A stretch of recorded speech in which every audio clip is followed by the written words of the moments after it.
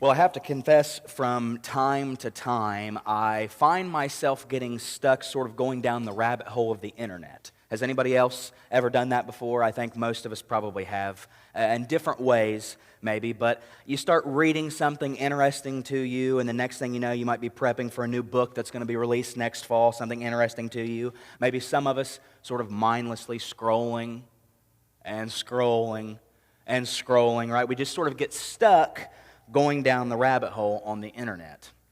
Listen, there's many ways to get stuck in this seamlessly endless loop, but one way I've sort of found myself over the years getting stuck is particularly with like puzzles or maybe brain teasers, things that make me think, challenge my brain a little bit. Maybe some of you are the same way. I know we have some Wordle fans in here. I see you guys post that from time to time. Maybe some crossword puzzle enthusiasts, things like that.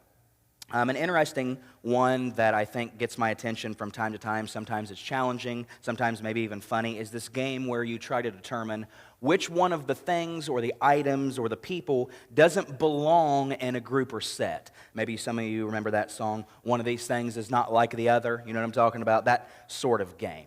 Let's just play a few rounds today. Here's the first one. Now, this is a pretty simple one, I would think. If I were to ask you which one of these things doesn't belong, what would you say? Right, broccoli, right? It's pretty easy. You've got an apple, an orange, banana. They're all fruit. They're all similarly colored, red, orange, yellow. And then broccoli is a vegetable, and it's green. That's pretty easy. How about this one? Now, a little bit more tricky. I can see some heads nodding, some eyes squinting, maybe doing some math in your head a little bit, right? If I were to ask you, which one doesn't belong, I think most of you would probably end up coming up with the odd number out is 31. And it's not that it's odd because all the numbers are odd, but it's the only one that's not a multiple of the number 3. But this is where things get a little tricky because 27 might be odd. It might be a multiple of 3, but it's the only number up there that doesn't contain the number 3 in it. See what I'm saying? It gets a little tricky, makes you think a little bit. Let's put another one up there. Maybe some of you like to play cards. I think if you look at this, you'd pretty well easily say, well, the 5 is the odd card out, right? It's the only black card as compared to the red. But if you have any knowledge of cards, you know hearts and diamonds are the red cards, and then you have spades and clubs as the black cards. But if you really wanted to dig into this picture, you might think, well, there's only one double-digit number up there, and that's 10. And only one non-prime number, and that's 10. So this really starts to take you down a rabbit hole. Well, which one's the more correct answer? Which one has the least things different about it? I have one more for you that I've made. Let me just put this up there. Now, this is one I made myself, and I put this up there for several reasons. One, I've looked at this picture on my wall in my parents' basement for years growing up. For those of you that know me well, you know I'm a big baseball guy. I played for many years. And this picture is weirdly sort of important to me in several ways, but I recognize that for a lot of you, probably most of you, this picture means absolutely nothing to you. In fact, most of you probably have no idea who these people are, what sport they play, baseball, by the way, anything about it. So I think we can acknowledge whether you know about this picture or not, this requires, just like the last couple teasers, some knowledge, a more depth of understanding of who these people are to figure out the right answer, right? Before we do this, I'll just go ahead and tell you the answer. These 4 are baseball players, right? They do have a lot in common that makes this difficult. They were all, for the most part, infielders. One guy played a little outfield, but they all played for, of course, the Cincinnati Reds. You can see the C on the hat there. In particular, in the 70s, what was known as the Big Red Machine. One of the greatest teams of all time, my opinion, right? They were incredible players, all 4 of them as well as individuals. And if you really want to get in depth and have some more knowledge, 2 of them were right-handed hitters. One was left, but one was a switch hitter, so that rules that difference out. One could hold 6 baseballs in his hand at a time, but that's not really what we're looking for. I'll just tell you, this is Tony Perez from left to right, Tony Perez, Johnny Bench, Joe Morgan, and Pete Rose, Charlie Hustle himself. Arguably 4 of the best to ever do it. But the one that doesn't belong, you might ask, well, that's actually the one that has more hits than any other player in Major League Baseball history. That's Pete Rose on the far right there. He's the only one that doesn't belong because he's the only player, believe it or not, of these 4 who's not in the National Baseball Hall of Fame. Pete Rose isn't in Cooperstown. And if you know your baseball history, then you know it's not because of Pete Rose's talent. He's got more hits than anyone, 4,256 to be exact. Pete Rose isn't in the Hall of Fame. Why? Because he's banned for betting on the game of baseball during his time still involved with it. His own actions cost him baseball's most prestigious honor. And I'm not here to debate whether that's right or wrong, but I'm just telling you the facts of he's not in the Hall of Fame. Which brings us to our last slide that I made up for you. There's 4 names from the Bible you may or may not recognize. Mark's actually already preached on Abraham and his wife Sarah, Joseph, Moses. All of these people have already been named. They're in the Hall of Faith in Hebrews chapter 11. Rahab is the obvious Pete Rose in this case. She's the odd one out. She's the only woman listed for one thing. She's probably, if you know anything about her history, we'll say, it would make more sense. Think about what Jeff just read for us earlier. Let's throw that up there from Hebrews 11:31. By faith, the what? Prostitute, Rahab. Rahab was a prostitute. And let's be honest, that's not typically the first profession that comes to your mind when you think of who's in the Hall of Faith. The best examples we have, that's typically not the first person that your mind runs to. But the problem is, in terms of the Hall of Faith and the Hall of Fame, this is sort of a trick question. Because Rahab, like Abraham and Moses and Joseph and all of these great people, she is also a hero of the faith. She's not the odd one out. Yet we think, and we look at this on first glance, she's obviously the one who doesn't belong. In fact, I'll take this a step further. I've talked to several people over the last couple weeks about Rahab, and none of them really knew she was a hero of the faith. None of them knew she was in Hebrews 11. And just like the previous examples, I think the reason for that is because it takes a deeper, more intimate knowledge of Rahab to understand why she is here and why she's deserving, if you will. But also, it takes a greater understanding and knowledge, wisdom, if you will, of God and what He can do to understand why Rahab is here. So today I want to take a journey in the life of Rahab and sort of pull her out of the stands and let her run a lap with us to see what we can glean from her story. And to get a better picture of Rahab, we actually have to leave Hebrews 11 and go way back to the book of Joshua. So if you want to turn there today, it's in the very front of your Bible, right after the first 5 books there. It's the 6th book of the Bible, Joshua chapter 2. And we're going to pick it up right in the first verse. It's the story of Rahab. Right after the first 5 books of the Bible, we'll throw it on the screen for those of you watching online. You can follow along. And we're just going to read through her story and see what we can pull out to learn today. Let's see what Joshua 2 has to say. It says this: Then Joshua, son of Nun, secretly sent 2 spies from Shittim. Go, look over the land, he said, especially Jericho. So they went and entered the house of who? A prostitute named Rahab. And they stayed there. And he goes on to say this, says, the king of Jericho was told, look, some of the Israelites have come here tonight to spy out the land. So then they go on to say, so the king sends a message to Rahab, and he says, hey, bring out the men who came to you and entered your house, because they've come to spy out our land. So Joshua takes over as leader after Moses died. Mark has talked about Moses. If you know anything about their story, Joshua is then charged by God, charged by Moses to lead the people of God, to lead Israel. He's told by both Moses and God several times, be strong and courageous. Be strong, be courageous. Don't be afraid. God is with you. You will prosper. You will lead the people. Be strong, be courageous. In other words, Joshua is about to lead Israel in not just one, but several battles, and they're going to feel like we're the top dogs again. We're on top. We're back here where we belong. So watch out, other nations. God's people are coming, and everyone would have known that. Jericho, as it happens, was next. They were next in line. So Joshua, as leader, sends 2 spies, as the leaders did before him, into the land beforehand to get a little bit of a strategy. How are we going to conquer them? What's this going to look like?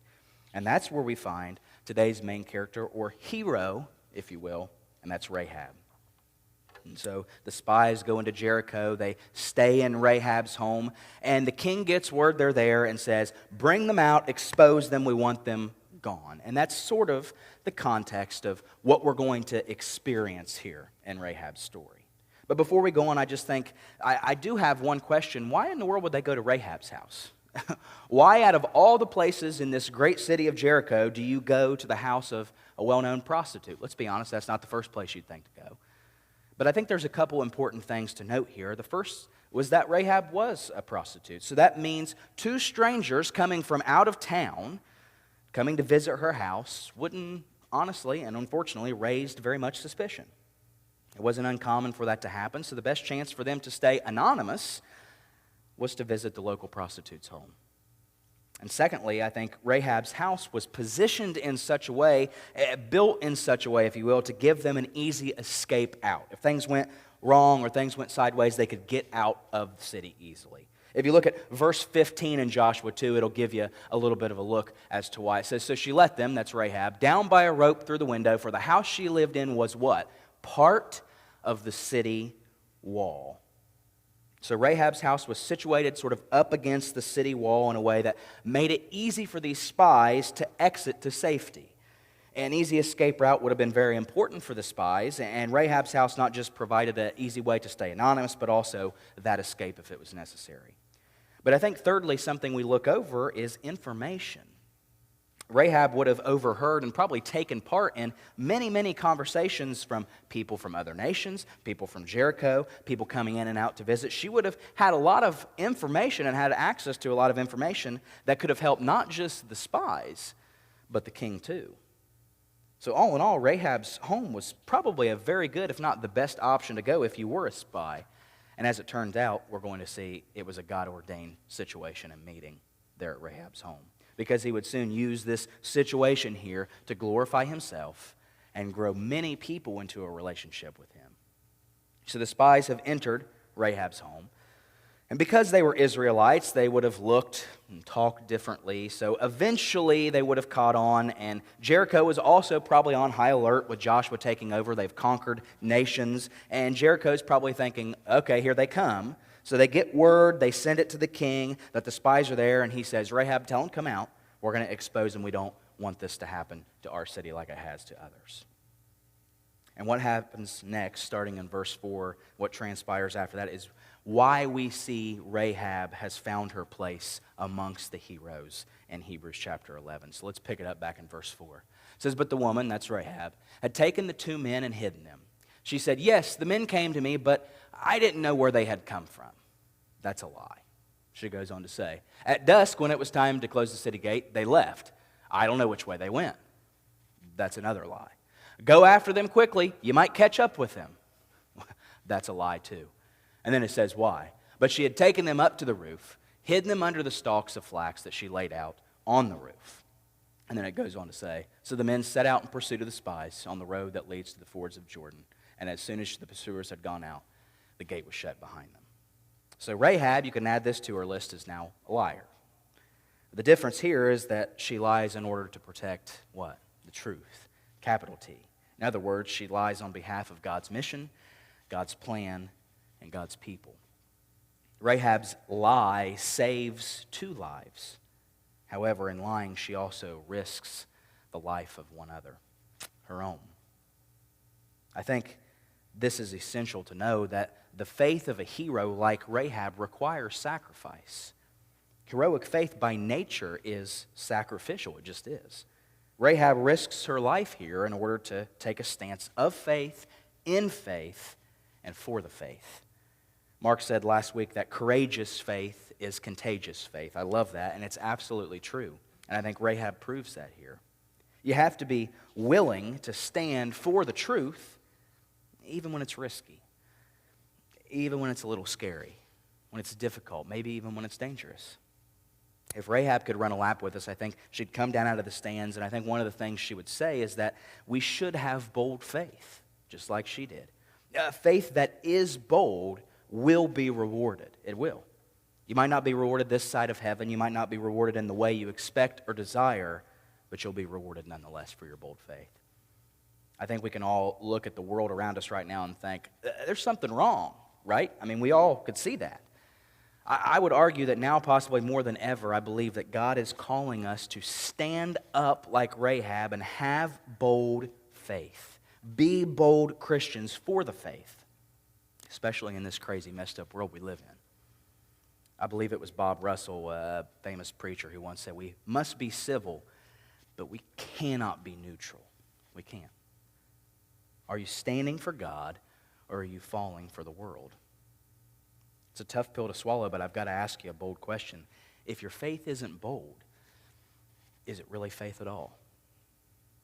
In a world that seemingly stands for nothing and falls for everything, are we willing to stand for the truth and to stand for God and be bold? Are we willing to do that? Are we willing to take a risk like Rahab did?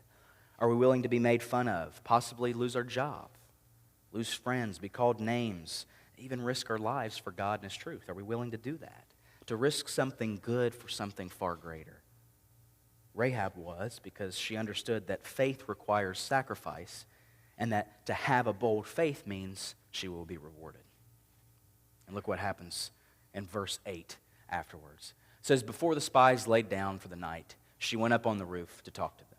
It goes on to say, she says to them, I know that the Lord has given you this land, and that a great fear of you has fallen on us, that's the people of Jericho, so that all who live in this country are melting in fear because of you. And then it goes on to say, we've heard how the Lord dried up the water of the Red Sea for you when you came out of Egypt, what you did to Sihon and Og, the two kings of the Amorites east of the Jordan, whom you completely destroyed.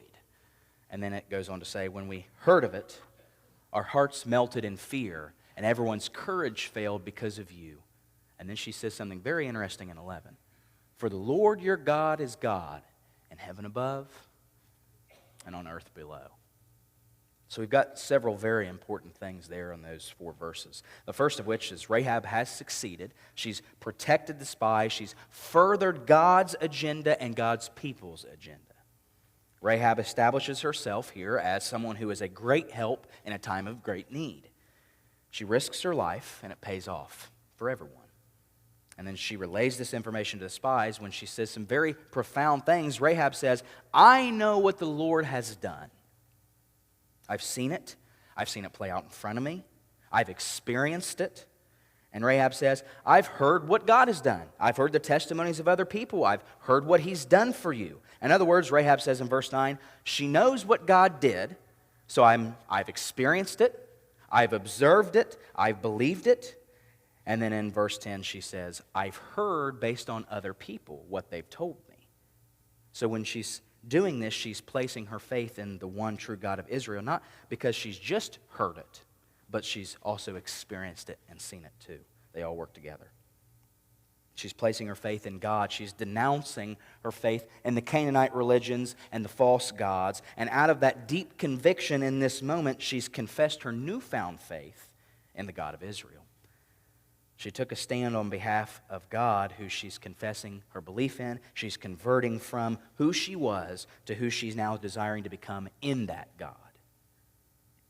And Rahab has figured out and displayed what we have to understand too, and that's to have heroic faith. We have to not only be willing to sacrifice, but also we have to confess and to declare that faith boldly, the very same faith that we're willing to sacrifice for.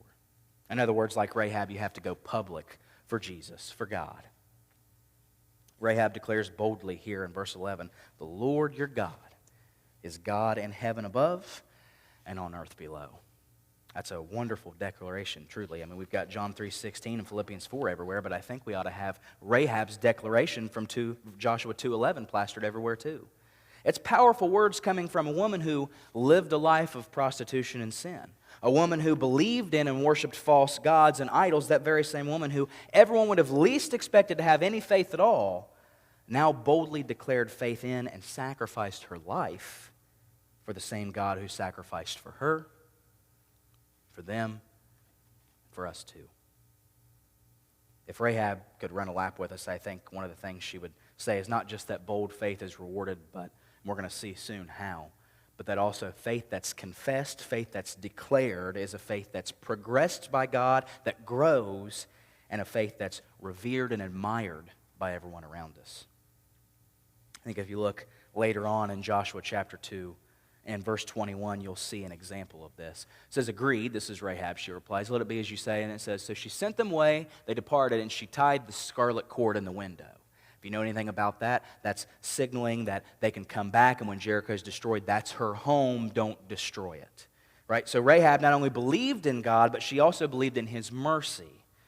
So she pledged a covenant with these men, these spies, and agrees to boldly hang this scarlet cord, this rope, out her window. So when they return, Jericho is destroyed, but she will be spared and rewarded in that way.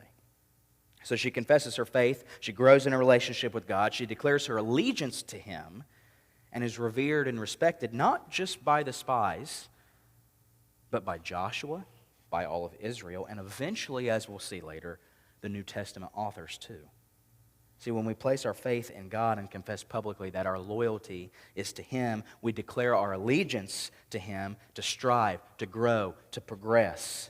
He's going to help us grow. He's going to help us learn, and then eventually our faith will be revered and admired by those around us.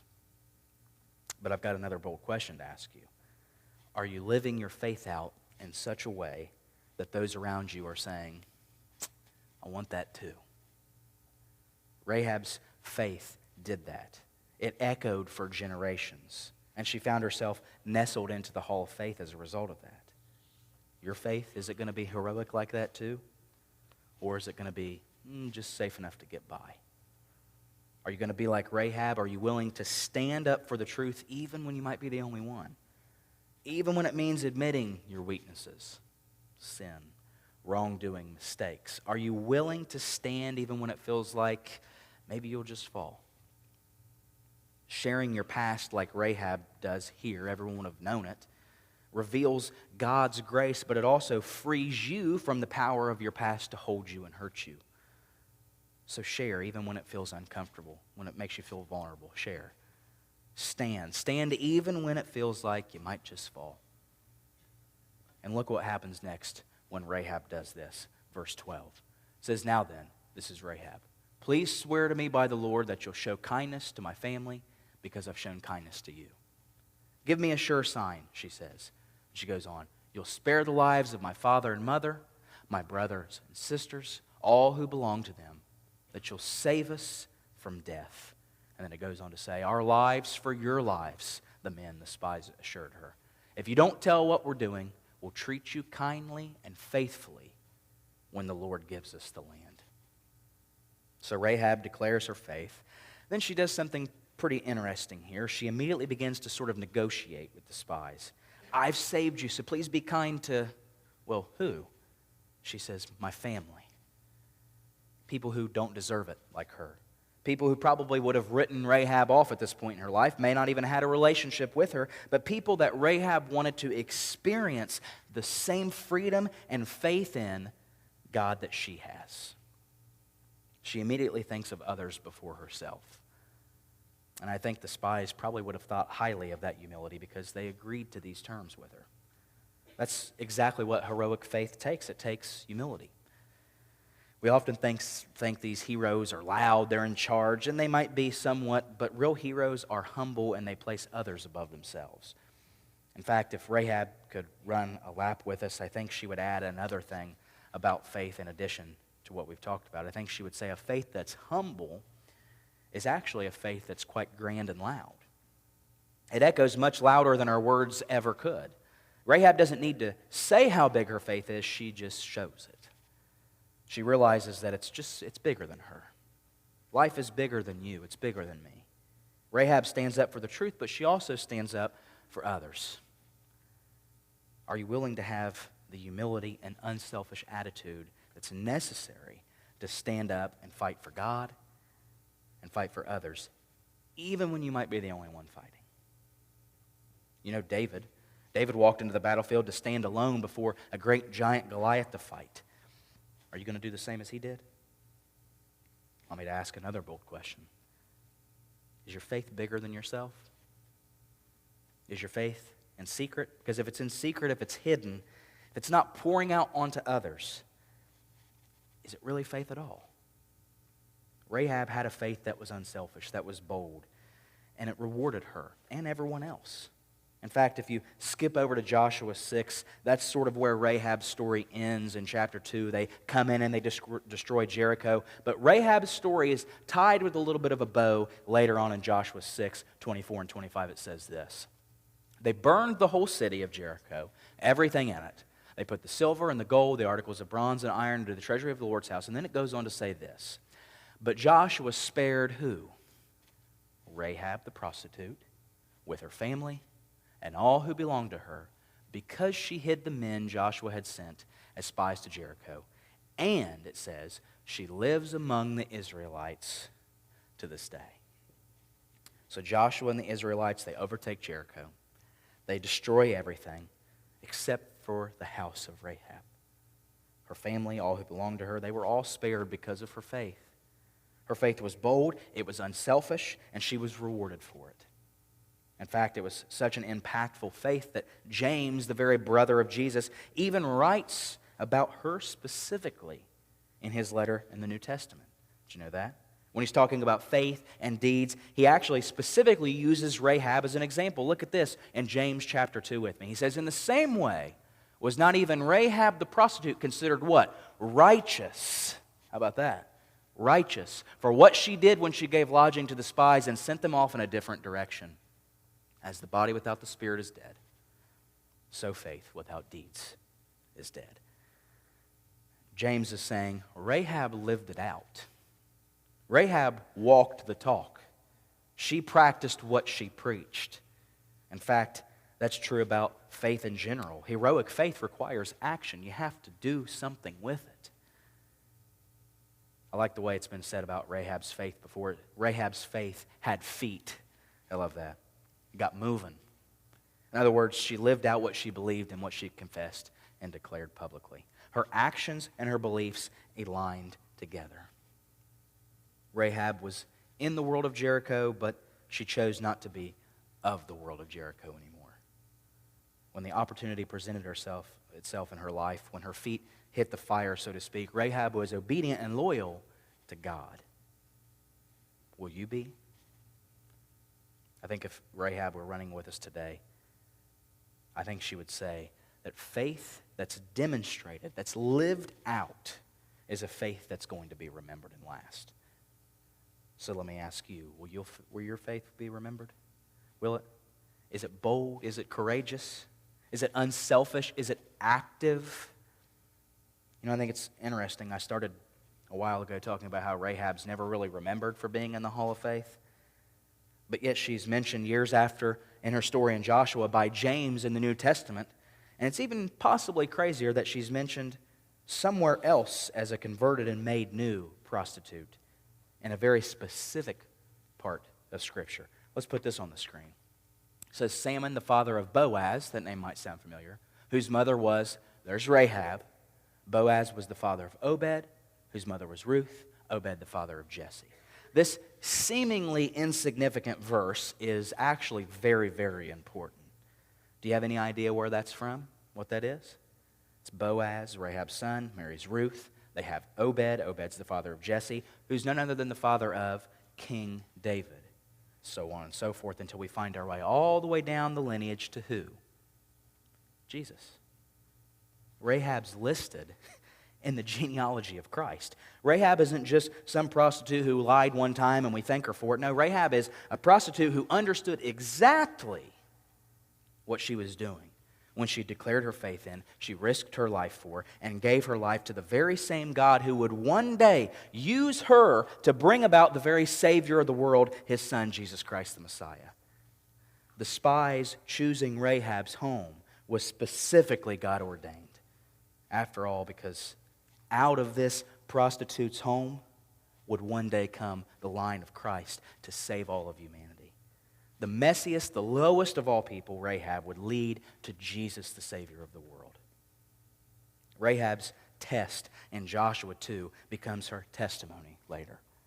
Rahab's baggage, her sin of her life, her past now has become her purpose. Rahab's not going to be remembered for her harlotry, but rather for her bravery and faith. Do you understand how messy Jesus' family tree is? How messy the Hall of Faith actually is? God isn't limited by our brokenness. He's not limited by our scars, our mess. He wants to turn your brokenness into a blessing. He can make, as the song says, beauty from ashes, turn graves to gardens, diamonds from dust. And He wants you, just like Rahab, to allow your mess to be your message too. God can use you in your mess if you're willing to come out of it. Your mess can only become your message if you leave your mess behind, like Rahab did.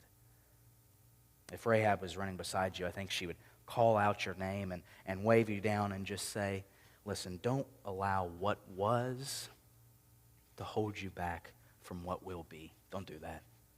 Or don't allow who you were, who you are, who you think you are, who others say you are to stop you from becoming who you will be, specifically who God is calling you to be.